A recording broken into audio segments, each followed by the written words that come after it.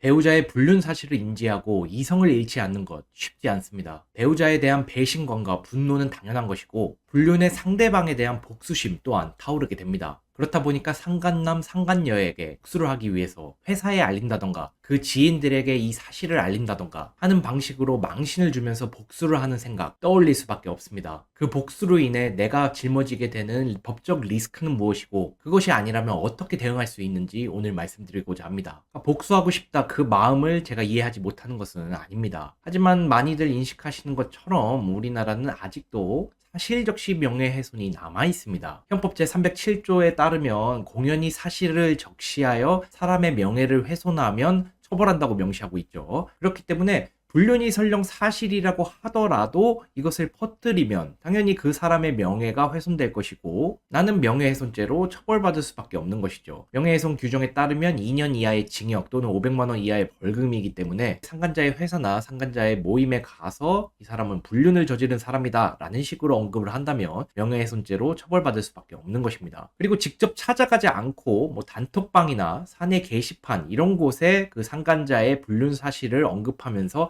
명예를 훼손했다면 단순히 형법 규정이 적용되는 것이 아니라 정보통신망법이 적용돼서 형량이 조금 더 셉니다. 해당 규정에 따르면 이제 사람을 비방할 목적으로 정보통신망으로 공연히 명예를 훼손한 자를 처벌한다고 규정하고 있는데 보통 이제 비방할 목적이 이제 핵심인데 불륜 사실을 알리겠다 이 마음은 사실상 그 사람을 비방할 목적이 명백한 것이죠. 그렇기 때문에 단톡방, 사내 게시판, SNS 이렇듯 정보통신망을 이용해서 명예를 훼손한 경우에는 정보통신망법 위반, 명예훼손죄로 이제 처벌을 받게 되는데 앞서 설명드린 형법 규정보다 조금 더 센 3년 이하의 징역 또는 3천만 원 이하의 벌금에 해당할 수밖에 없습니다. 이렇게 형량이 조금 더 센 이유는 이제 아무래도 정보통신망을 이용해서 명예를 훼손하는 경우에는 전파 속도가 훨씬 더 빠르죠. 직접 찾아가서 하는 경우에는 거기에 참석인들만 이 내용을 들을 수 있고 물론 이제 그 참석인들이 다른 사람에게 또 전파할 가능성도 있지만 이 정보통신망은 훨씬 더 많은 사람에게 훨씬 더 빠르게 이를 전달할 수 있기 때문에 형량이 더 센 것입니다. 그리고 명예훼손죄가 되기 위해서는 공연성 요건이라고 해서 여러 명에게 전파될 가능성, 즉 그 명예훼손성 발언이 여러 명에게 퍼져나갈 위험, 그것을 이제 전파 가능성 또는 공연성이라고 하는데 그 요건이 충족되어야 하거든요.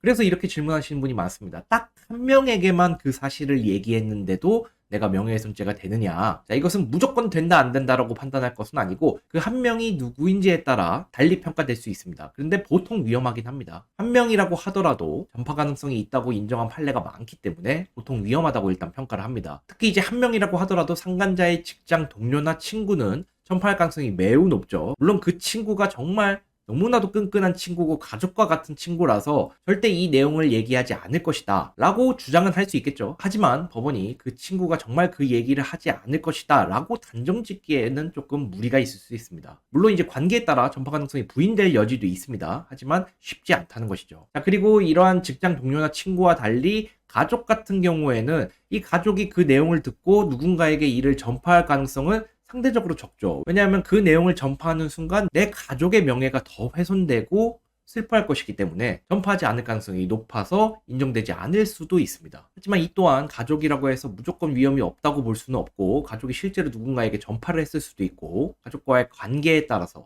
또 달리 평가될 여지가 분명히 있습니다. 그래서 한 명이라고 해서 위험하지 않다 이렇게 단언할 수는 없고 일단 위험하다고 판단을 하셔야 합니다. 그리고 그 한 명이 절대 누군가에게 알리지 않겠다라고 약속을 했다거나 별도로 약정서라도 썼다고 하더라도 이것은 크게 중요하지는 않습니다. 그러니까 그 약속은 허울뿐에 불과한 것일 수 있고 법원 또한 그 약속을 했다고 해서 그것을 인정하면서 전파 가능성이 없다 이렇게 판단하지는 않기 때문에 전파 가능성, 즉 가능성을 보고 판단하기 때문에 일단 위험하다고 판단하는 것이 맞습니다. 그리고 이제 또 주장할 수 있는 것이 공공의 이익을 위한 것이다. 형법 제310조에 따르면 오로지 공공의 이익을 위한 것이라면 명예훼손죄를 처벌하지 않습니다. 정보통신망법 위반 같은 경우에는 이러한 공공의 이익으로 처벌하지 않는다는 규정은 적용되지 않지만 아까 말씀드린 것처럼 비방의 목적이 인정되어야 한다고 했죠. 그래서 공공의 이익을 위한 것이라고 한다면 비방의 목적이 인정되지 않기 때문에 처벌하지 않아서 사실상 정보통신망법도 공공의 이익을 위한 것인지 여부를 판단한다고 보여집니다. 그런데 이 분류는 개인의 사생활에 불과한 것이죠. 이것을 공익으로 보기는 조금 어렵습니다. 물론 이제 불륜을 하지 말아야 한다. 결혼을 한 이상 다른 사람을 만나는 것은 안 된다라는 뭐 공익을 주장할 수는 있습니다. 하지만 법원은 불륜은 단순히 개인의 사생활에 불과하지 이것을 공익으로 판단하는 경우는 거의 없습니다. 물론 이제 그 사람이 공인이라던가 불륜의 정도가 뭐 심각하다던가 뭐 여러 가지 특별한 사정이 있다면 달리 판단될 여지도 있을 것으로 보이긴 하는데, 그냥 일반인을 기준으로 봤을 때는 이러한 개인의 사생활에 불과한 불륜을 얘기하는 것을 공익으로 얘기하기는 쉽지 않을 것으로 보입니다. 그래서 이제 저는 법률가다 보니까 법을 위반하면서까지 그 사실을 폭로하라고 말씀드리지는 못할 것 같습니다. 물론 이제 그것을 감내하면서도 나는 복수를 하겠다라고 한다면 제가 뭐 말릴 수는 없겠지만, 제일 확실한 방법은 상간자에 대한 민사소송을 하는 것이 가장 확실합니다. 가장 명확하고 효과적인 방법인 것이죠. 그래서 배우자가 상간자와 불륜을 저질렀다는 사실이 입증이 되면 이 위자료 청구 민사소송은 대체로 인정이 되고, 금액은 한 1,000만 원에서 3,000만 원 정도가 인정되는 것이